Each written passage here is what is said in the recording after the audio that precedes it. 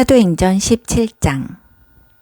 그들은 남쪽 길을 택해 암비볼리와 아볼로니아를 지나 데살로니가로 갔다.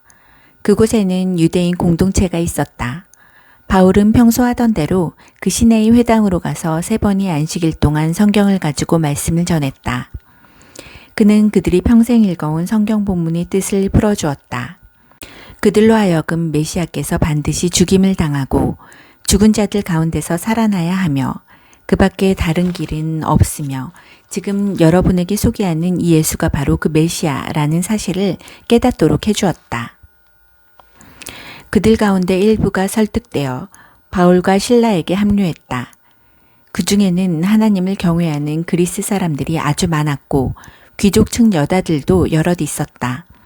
그러나 강경파 유대인들은 그들의 계종에 벽분했다. 시기심에 휩싸인 그들은 거리 사나운 불량배들을 끌어모아 시내의 공포 분위기를 조성하며 바울과 실라를 추적했다. 그들은 바울과 실라가 야손이 집에 있는 줄 알고 그곳으로 쳐들어갔다. 거기서 2사람을 찾지 못하자 그들은 야손과 그 친구들을 대신 붙잡아 시 원로들 앞으로 끌고 갔다. 그리고는 미친 듯이 소리쳤다. 이들은 세상을 무너뜨리려는 자들입니다. 이제 우리 문 앞에까지 나타나서 우리가 소중히 여기는 모든 것을 공격하고 있습니다. 예수가 왕이고 황제는 아무것도 아니라고 말하는 이 반역자와 배반자들을 야손이 숨겨주고 있습니다. 시 원로들과 모여든 사람들은 그 말을 듣고 크게 놀랐다. 그들은 고발 내용을 조사하는 한편 야손과 그 친구들에게서 보석금을 두둑이 받고 그들을 풀어주었다. 그날 밤에 형제들이 어둠을 틈타 바울과 실라를 신속히 성읍 밖으로 빼냈다. 그들은 그 둘을 베레아로 보냈고 거기서 2사람은 다시 유대인 공동체를 만났다. 그곳 사람들은 데살로니가 사람들보다 훨씬 나았다. 그곳의 유대인들은 바울이 전하는 소식을 열정적으로 받아들였고 그가 하는 말이 성경적 근거가 있는지 알아보려고 날마다 그를 만나 성경을 연구했다. 그들 가운데 많은 이들이 믿는 사람이 되었는데 그 중에는 공동체에서 유력하고 영향력 있는 남녀 그리스 사람들도 많았다. 그러나 바울이 베레아에서 다시 하나님의 말씀을 전하고 있다는 보고가 데살로니가의 강경파 유대인들에게 들어갔다. 그들은 지체하지 않고 대응했다. 거기서도 무리를 보아 소란을 일으킨 것이다. 바울은 형제들이 도움을 받아 그들을 따돌리고서 배를 타고 바다로 나갔다. 실라와 디모데는 뒤에 남았다. 바울의 피신을 도와준 사람들은 아테네까지 그를 데려가서 거기에 그를 두고 떠났다. 떠나는 그들 편에 바울은 되도록 빨리 오라는 전가를 실라와 디모데에게 보냈다. 아테네에서 실라와 디모데를 기다리는 기간이 길어질수록 바울은 그곳에 우상이 가득한 것을 보고 큰 분노를 느꼈다. 그 도시는 우상 천지였다. 그는 그 문제로 유대인 및 그들과 뜻이 맞는 다른 사람들과 더불어 유대인 회당에서 토론했다. 그리고 날마다 거리에 나가서 만나는 사람 누구하고나 이야기를 나누었다. 그런 대화를 통해 그는 에피쿠로스 학파와 스토아 학파 지식인 몇 사람과도 잘 알게 되었다. 그들 가운데는 이런 어리석은 사람을 봤나 하고 빈정대며 바울의 말을 일축하는 사람들도 있었다. 그러나 바울이 전하는 예수와 부활 이야기에 귀를 기울이며 당신의 이야기는 신에 관한 새로운 관점이요. 더 들어봅시다 하고 관심을 보이는 사람들도 있었다.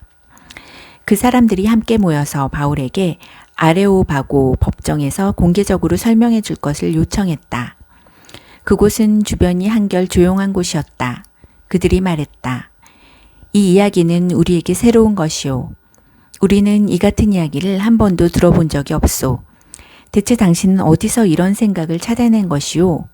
우리가 이해할 수 있도록 설명해 보시오. 아테네 시내는 잡다한 이야기들이 넘쳐나는 곳이었다. 현지인이나 관광객이나 할 것 없이 항상 사람들이 어슬렁거리며 무엇이든 최신 뉴스를 기다리는 곳이었다. 그러자 바울은 아레오바고 법정에 자리를 잡고 서서 설명했다. 내가 보니 아테네 시민 여러분은 종교를 진지하게 여기는 것이 분명합니다. 나는 며칠 전 이곳에 도착했는데 오가면서 발견한 그 모든 신당들에 놀랐습니다.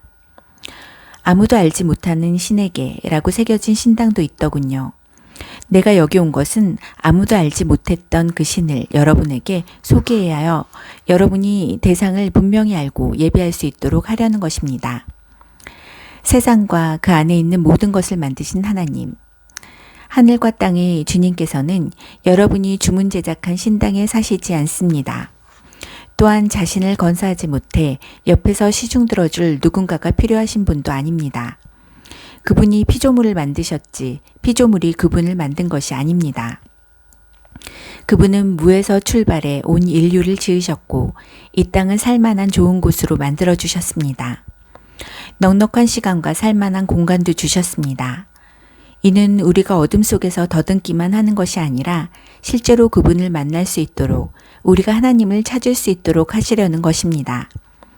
그분은 우리와 숨바꼭질 하시지 않습니다. 그분은 멀리 계시지 않습니다. 그분은 가까이 계십니다. 우리는 그분 안에서 살고 움직입니다. 그분을 벗어날 수 없습니다. 여러분의 시인들 가운데 누군가가 우리는 하나님께 지음받은 존재라고 잘 말했습니다.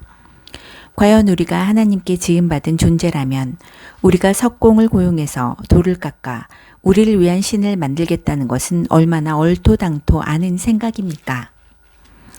여러분이 아직 잘 모를 때에는 하나님께서 그냥 지나치셨습니다. 그러나 이제는 그러한 때가 지났습니다. 알지 못하던 그 신이 여러분에게 알려졌고 이제 그분은 여러분에게 근본적인 삶의 변화를 요구하십니다. 그분은 온 인류를 심판하시고 모든 것을 바르게 할 날을 정하셨습니다. 이미 심판자를 지명하시고 그분을 죽은 자들 가운데서 살리셔서 모든 사람들 앞에 확증하셨습니다. 죽은 자들 가운데서 살리신다는 말에 듣던 사람들이 두 부류로 나누어졌다. 바울을 비웃고 조롱하며 떠나간 사람들이 있는가 하면 다시 들어봅시다. 우리는 더 듣고 싶소 하고 말하는 사람들도 있었다. 그러나 그날은 그것으로 끝났고 바울도 떠났다. 그날 그 자리에서 확신이 생겨 바울을 떠나지 않은 사람들도 있었다. 그 가운데는 아레오바고 법정의 판사인 디오누시오와 다말이라는 여자도 있었다.